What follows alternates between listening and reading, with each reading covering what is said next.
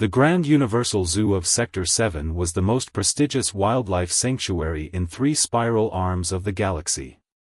Located on a massive space station that orbited a beautiful blue gas giant, it housed creatures from over 10,000 worlds. But today, the zoo's director, Master Keeper Blue, a towering, crystalline being, had a major problem. "What do you mean we lost another keeper in the Earth exhibit?" Blue's crystalline form flickered with frustration as they addressed the assistant director, Keeper Round, a spherical alien whose surface rippled like mercury. "The Earth creatures are unpredictable," Round bubbled nervously. "The latest incident involved the raccoons. They figured out how to pick the locks again, and when Keeper Tall tried to stop them, well." Round's surface rippled with embarrassment.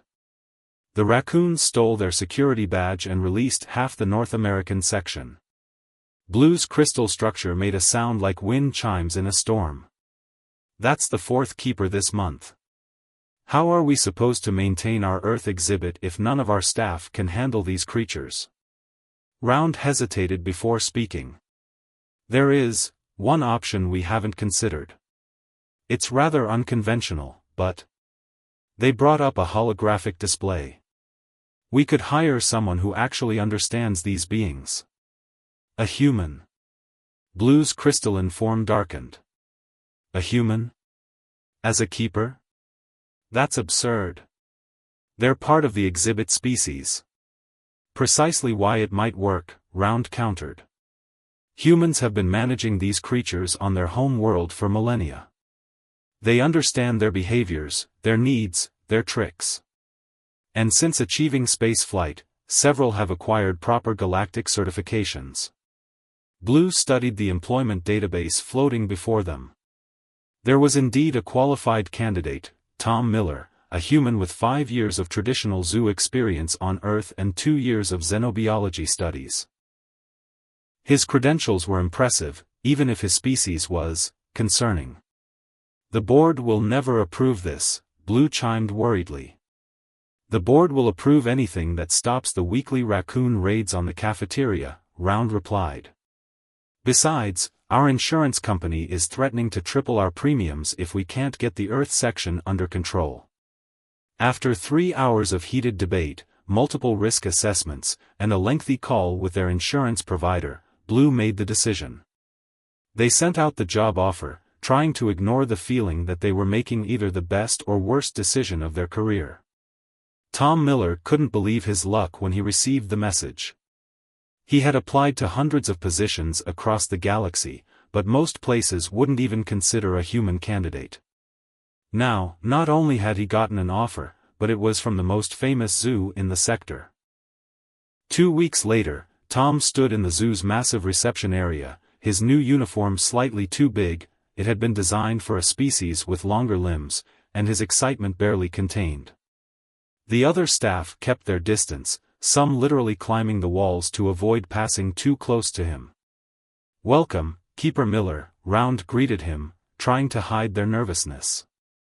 "We'll start with a tour of your section. The Earth exhibit is currently in a state of mild chaos." As they approached the Earth section, Tom could hear the familiar sounds of his home planet, birds singing, insects chirping, and, was that the sound of raccoons having a party? Round gestured to the North American zone with a rippling tentacle. "Perhaps you could start by explaining why the raccoons have organized what appears to be a gambling ring using stolen maintenance parts as currency?" Tom looked through the observation window and couldn't help but laugh. The raccoons had indeed set up an elaborate game involving stolen nuts and bolts, and they were clearly keeping score on a wall using muddy paw prints. "First rule of dealing with raccoons," Tom said, already rolling up his sleeves, "never underestimate their intelligence. Second rule? Always give them something more interesting to do than cause trouble."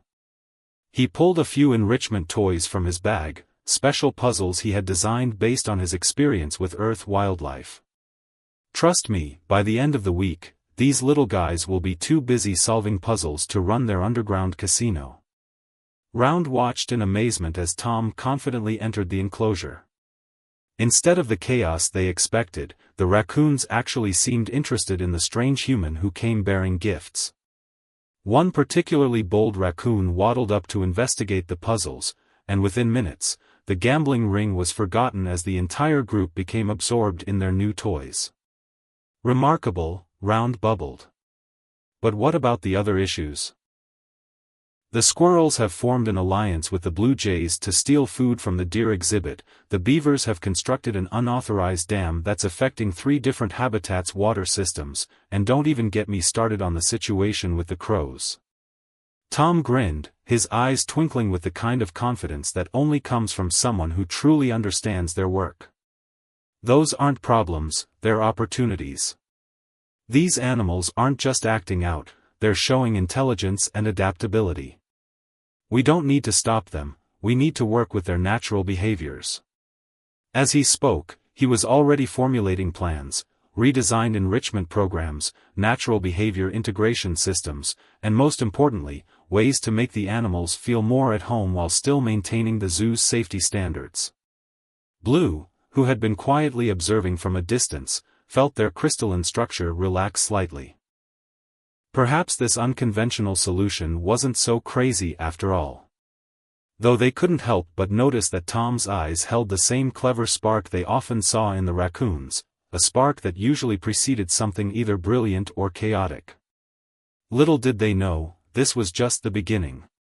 The Grand Universal Zoo was about to experience a revolution in wildlife management, and their new human keeper was going to turn everything they thought they knew about Earth creatures upside down. 1 month into his new job, Tom Miller had already revolutionized the Earth exhibit at the Grand Universal Zoo. The raccoons had traded their gambling habits for complex puzzle-solving competitions, the squirrels and blue jays were now part of an organized foraging program, and the beavers' dam-building skills were being used to create sustainable water features across multiple habitats. But today, he faced his biggest challenge yet. The otters have escaped again, Round announced, their mercury-like surface rippling with anxiety. And this time, they've somehow made their way into the alien aquatics section. Tom rushed to the aquatics area, with Round bouncing nervously behind him. Through the massive transparent walls, they could see the chaos unfolding. 3 North American river otters were having the time of their lives, swimming through exhibits containing some of the most exotic aquatic species in the galaxy. Oh no, Round bubbled in horror. They're approaching the sacred swimming crystals of Luminox. The Luminox crystals were living gems that performed synchronized swimming displays, a main attraction that drew visitors from across the galaxy. The otters, fascinated by the sparkling beings, were now trying to join their formation. Actually, Tom said, watching with growing interest, this might not be as bad as you think.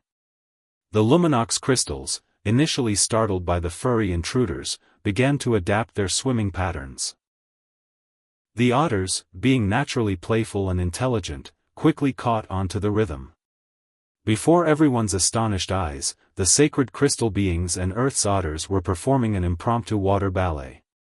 Visitors gathered around the tank, their various appendages pressed against the glass in wonder.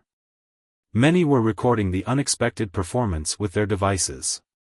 Even Blue, who had hurried down to manage the crisis, stood frozen in crystalline amazement. This is unprecedented, Blue chimed softly.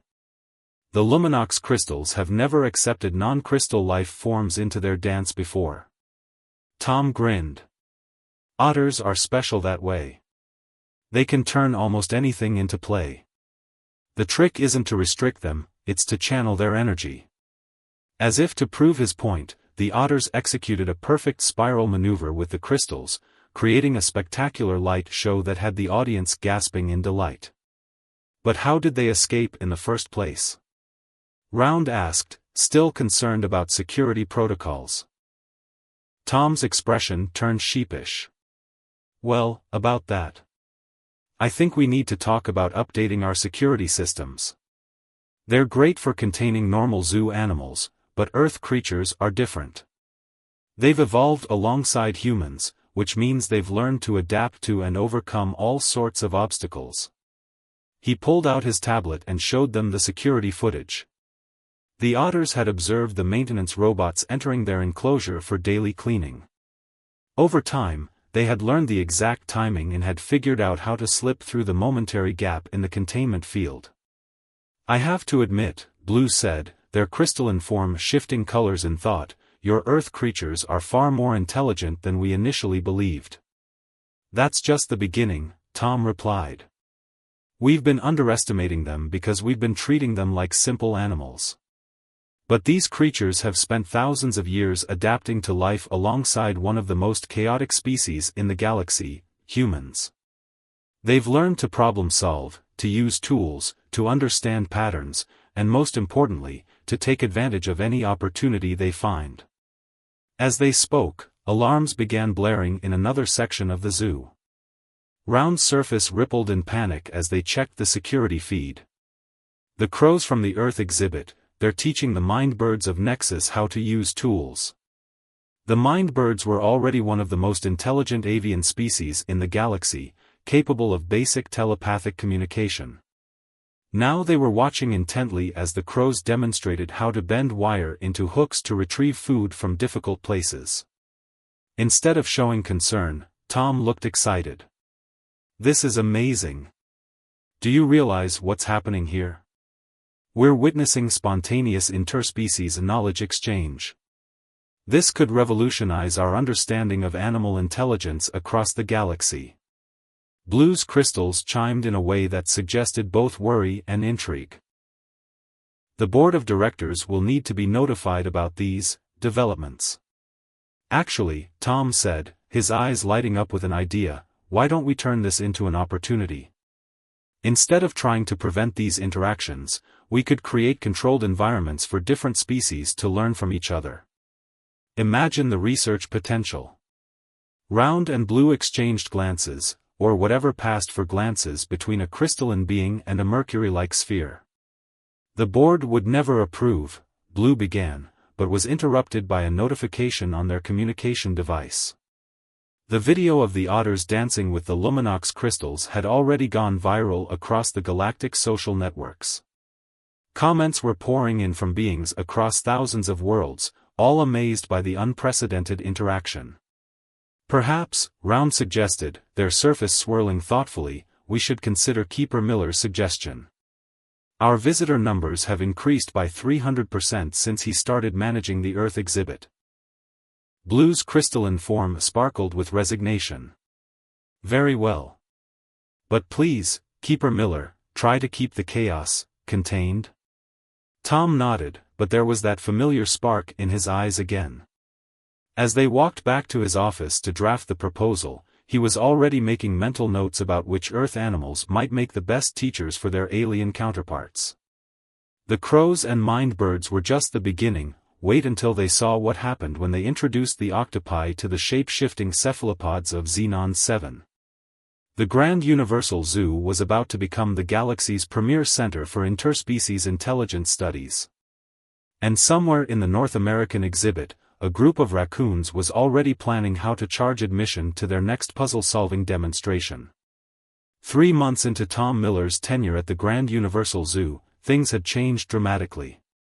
The viral video of otters dancing with the Luminox crystals had racked up over 1 billion views across the galactic network.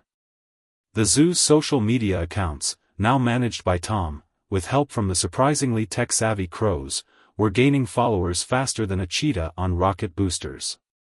But fame, as Tom was learning, came with its own set of challenges. "The Galactic Zoo Association is sending inspectors," Blue announced one morning, their crystalline form vibrating with nervous energy. "They want to evaluate our new interspecies enrichment program." Tom looked up from his tablet, where he'd been watching footage of octopi teaching alien cephalopods how to open childproof containers. "That's great news, isn't it?" "Great? It's terrifying." Round bounced anxiously around the office. "The GZA inspectors are the most rigid, rule-bound beings in the galaxy. They once denied a zoo's license renewal because their artificial gravity was 0.001% off standard." Tom scratched his chin thoughtfully. When are they coming? Tomorrow, Blue chimed grimly. Perfect, Tom said with a grin that made both his alien supervisors deeply nervous. Just enough time to prepare a proper demonstration. The next morning, 3 GZA inspectors arrived at the zoo. They were identical-looking bureaucrats from the regulation realm, tall, gray beings with multiple eyes and notepads floating around them, constantly recording observations. Irregular, muttered the first inspector, noting the modified enclosure designs. Unprecedented, whispered the second, watching a crow teaching a mind bird how to use a smartphone. Unorthodox, grumbled the third, observing the raccoons giving a presentation on puzzle-solving techniques to a group of young aliens. Tom, wearing his freshly pressed keeper uniform, stepped forward to greet them. Welcome to the Grand Universal Zoo. We're excited to show you our new approach to interspecies enrichment. The inspector's eyes all blinked in perfect synchronization. New approaches are rarely beneficial, the lead inspector stated. The old regulations have served us well for 10,000 years. I understand, Tom said diplomatically. But before you make any decisions, let me show you something special we've been working on. He led them to a newly constructed area called the Intelligence Exchange Hub. Inside, various Earth animals were engaged in fascinating interactions with alien species. The octopi had set up what looked like an escape room challenge, which they were running for a group of impressed alien cephalopods. The crows and mind birds had established a tool crafting workshop, creating increasingly complex devices through their combined knowledge. But the real showstopper was in the aquatic section. The otters and luminox crystals had developed their performance into a full underwater theatrical production, complete with storylines and choreographed light shows. Irregular, but intriguing, the first inspector admitted, 7 of their eyes widening with interest. The learning outcomes are quite remarkable, Tom explained, showing them the data.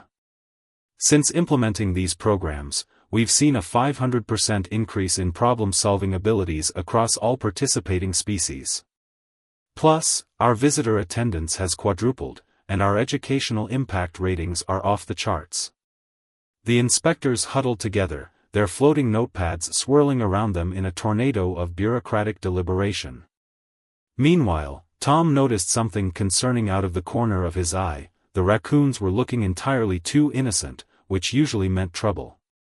Just as the inspectors were about to announce their decision, chaos erupted. The raccoons had apparently decided to launch their own demonstration. They'd organized a flash mob. Dozens of Earth animals and their alien friends suddenly burst into a coordinated performance in the central plaza. The beavers and their alien engineering buddies unveiled a spectacular water fountain they'd built together.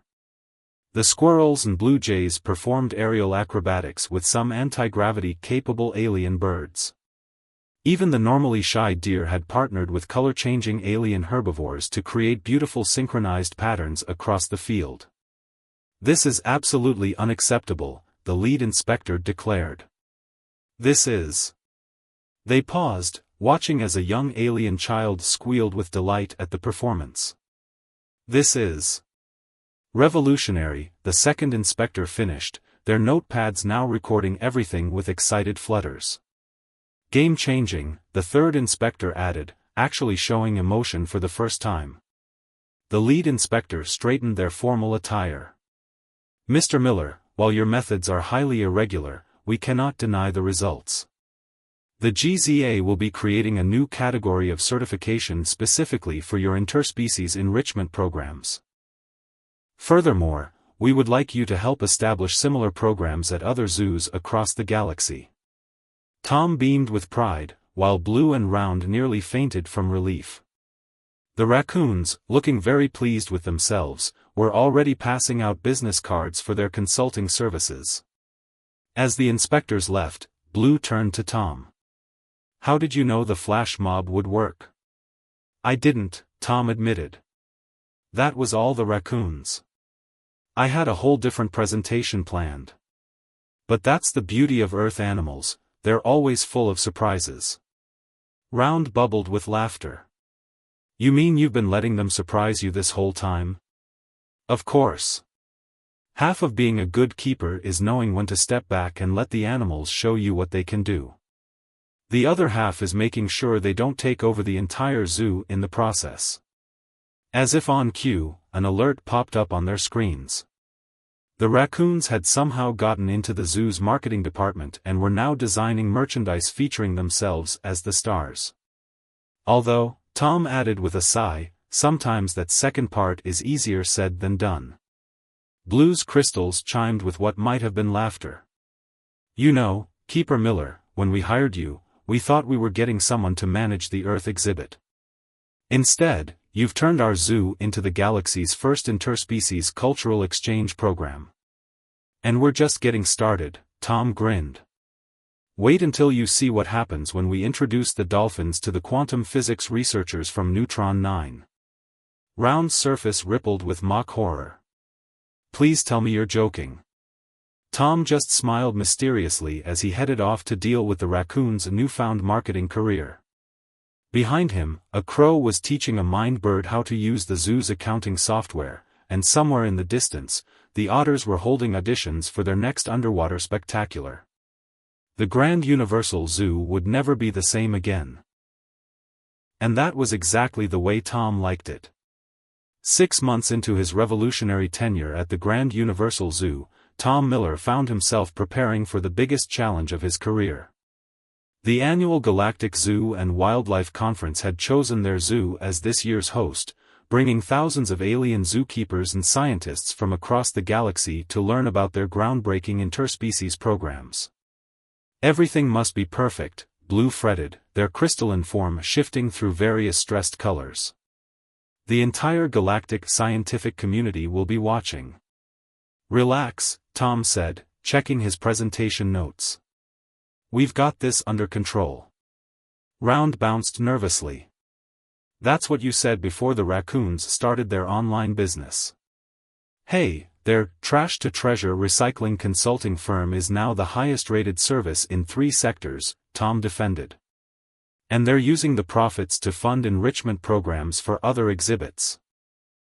The conference center was packed with an extraordinary variety of alien beings. Floating gas creatures shared space with silicon-based intellectuals, while energy beings sparkled in discussion with multidimensional entities. All of them had come to learn about the zoo's incredible success story. Tom stepped onto the stage, ready to begin his keynote speech. But before he could speak, the lights dimmed unexpectedly. A spotlight appeared, and out waddled the head raccoon, wearing a tiny business suit and carrying a laser pointer. They've hijacked my presentation, Tom whispered to Blue and Round, who were seated in the front row. Should we stop them? Before anyone could answer, the raccoon began a professional-quality slideshow about the zoo's transformation. Other Earth animals joined in, each demonstrating their special contributions.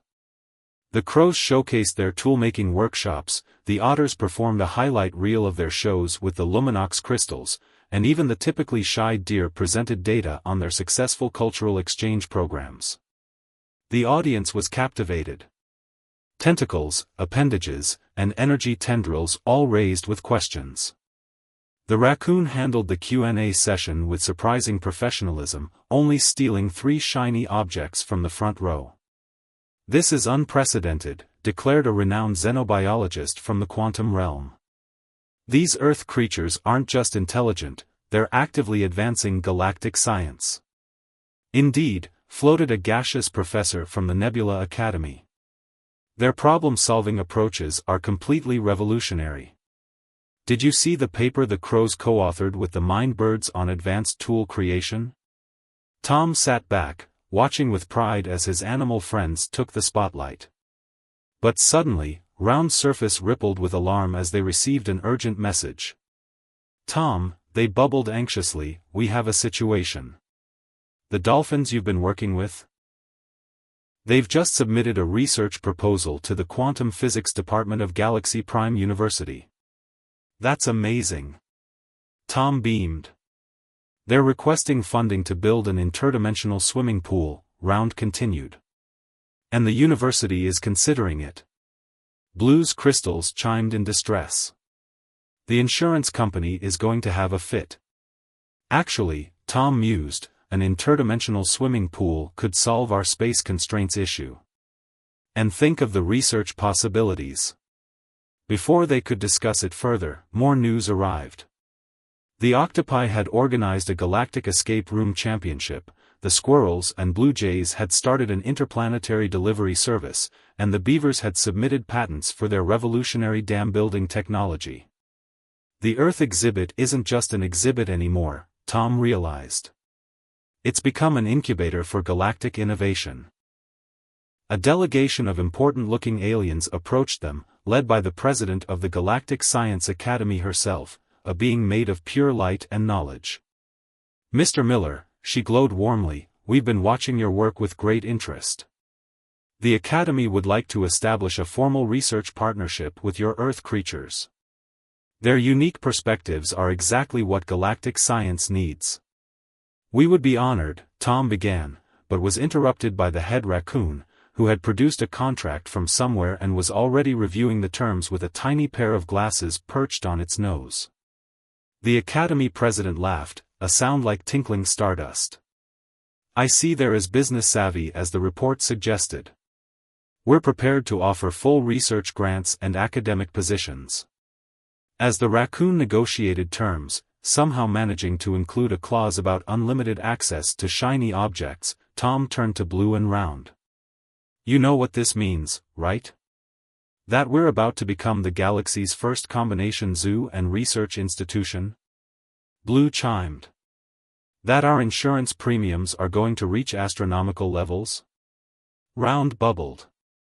That we're witnessing the beginning of a whole new era in galactic history, Tom grinned. One where Earth creatures aren't just exhibits, they're colleagues. Later that evening, as the conference wound down, Tom found himself in his office, watching the sunset over the gas giant through his window. The raccoons were holding a board meeting about their latest business venture, the dolphins were sketching designs for their interdimensional pool, and somewhere in the distance, he could hear the otters rehearsing their new show with a quantum physics theme. A message popped up on his screen. The first batch of research papers co-authored by Earth animals had been accepted for publication in the Galactic Scientific Journal. Titles included, Innovative Applications of Chaos Theory in Trash Organization, by the Raccoon Team, Quantum Entanglement in Synchronized Swimming, by the Otter-Luminox Crystal Collaboration, and Cross-Dimensional Tool Usage, by the Chromine-Bird Research Group. You know, Blue said, entering the office with Round, when we hired you, we thought we were just getting a zookeeper. Instead, we got a revolution. Tom smiled, watching a group of young aliens excitedly talking with the crows about their latest invention. Sometimes the best way to move forward is to embrace the chaos. Speaking of chaos, Round interrupted, the beavers are requesting permission to build a hydroelectric dam to power their new research lab. Tom laughed. The universe would never be the same, and that was exactly how it should be.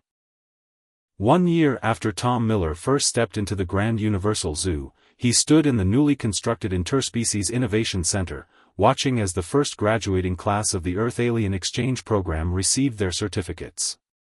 The ceremony was being broadcast across the galaxy, with over 1 trillion beings tuning in to witness this historic moment. To think, Blue chimed softly, their crystalline form glowing with pride, this all started because we couldn't handle a few raccoons stealing security badges. The raccoons in question were now wearing tiny graduation caps, accepting their business management degrees alongside their alien partners. They had successfully transformed their trash-to-treasure enterprise into the galaxy's leading environmental consulting firm, with offices in 27 sectors. Speaking of those security badges, Round bubbled, did we ever get them all back? Tom just smiled mysteriously. Some questions were better left unanswered, especially when they involved raccoons. The graduation ceremony was quite a sight. The otters and Luminox crystals performed an underwater ballet that told the story of their journey from exhibit animals to performance artists and quantum physics researchers. Their new interdimensional swimming pool, funded by Galaxy Prime University, allowed them to create displays that bent the very fabric of spacetime. The crows and mindbirds presented their latest invention, a universal translation device that could interpret not just language, but intent and emotion across species. It had already revolutionized galactic communication and earned them the prestigious Golden Neuron Award for Advanced Intelligence Studies. Even the beavers had exceeded all expectations. Their innovative dam-building techniques had solved energy crises on 12 different worlds, and their hydroelectric engineering program was now the most sought-after course in the galaxy. The fact that they insisted on being paid in tree branches only made them more endearing to their alien colleagues. As Tom watched the ceremony, he felt a gentle tap on his shoulder. It was the president of the Galactic Science Academy, her luminous form shimmering with excitement. "Mr. Miller," she glowed, "the Academy has a proposal for you. We want to expand this program across the galaxy. Every major zoo and research institution is requesting Earth animals and human keepers. You've started something revolutionary." The presentation included profit projections, risk assessments, and a surprisingly detailed section on snack budget requirements. The Academy president laughed. "I see your friends are already prepared." "They usually are," Tom admitted. "Though I should warn you, once you let Earth animals into your institution, nothing will ever be the same." "That's exactly what we're counting on," she replied. The galaxy had become too rigid, too set in its ways. We needed the chaos that Earth creatures bring, their creativity, their adaptability, their endless capacity to surprise us. Just then, an alert flashed across the center's holographic displays. The Squirrels and Blue Jays interplanetary delivery service had just merged with a major galactic shipping corporation, making them one of the largest transportation companies in 3 spiral arms. Their slogan? "We'll get your nuts there faster than light speed." "You know what the best part is?" Tom said to Blue and Round, who were watching the celebrations with a mixture of pride and mild anxiety. "None of this happened because we tried to control or change them. It happened because we finally let them be themselves." On his desk sat the original job offer that had started it all, framed as a reminder of how far they'd come. "The board of directors has a question," Blue said, entering the office. "They want to know what's next." Tom looked out his window at the gas giant's swirling clouds, then at the bustling innovation center below. The raccoons were teaching a class on adaptive problem-solving to a group of alien scientists. The dolphins were discussing quantum mechanics with beings from 11 dimensions. And was that a beaver explaining hydroelectric engineering to the energy minister of the Photon Empire? What's next? Tom grinned. "We've got a whole galaxy of possibilities to explore.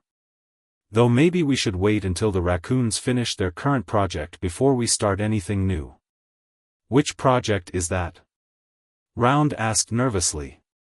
"They're developing a cryptocurrency called Trash Coin. Last I heard, they were in negotiations with the Galactic Federal Reserve." Blue's crystals chimed with laughter. "You know, a year ago, that would have terrified me. Now it just seems like another normal day at the office." "That's the thing about Earth creatures," Tom said, watching as a crow demonstrated tool-making techniques to a group of amazed alien engineers.